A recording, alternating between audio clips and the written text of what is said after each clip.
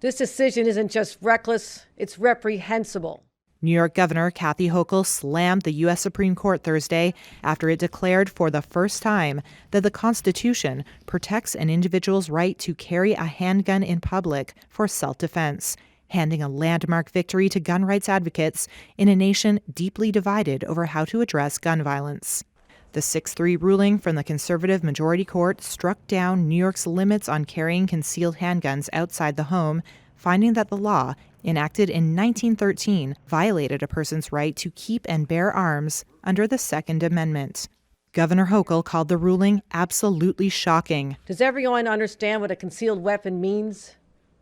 That you have no forewarning, that someone can hide a weapon on them and go into our subways, go into our grocery stores like stores up in Buffalo, New York, where I'm from, go into a school in Parkland or Uvalde.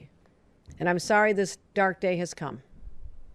That we're supposed to go back to what was in place since 1788 when the Constitution of the United States of America was ratified. And I would like to point out to the Supreme Court justices that the only weapons at the time were muskets.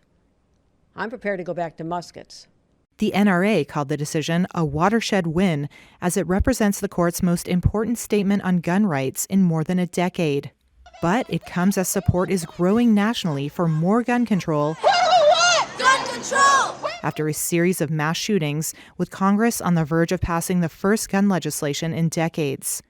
Warren Eller from John Jay College of Criminal Justice said, despite alarm that the ruling could lead to more gun violence, he expects the impact to be limited.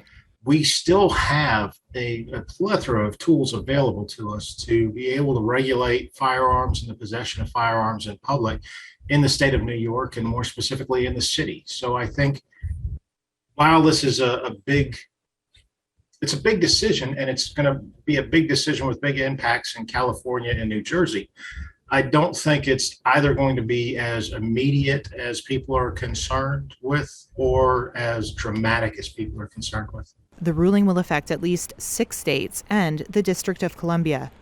Authored by Justice Clarence Thomas, the ruling does acknowledge that states can prohibit guns in sensitive places.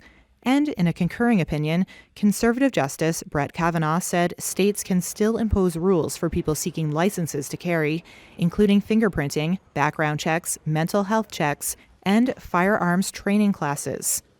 President Joe Biden condemned the decision, saying, quote, "This ruling contradicts both common sense and the Constitution and should deeply trouble us all."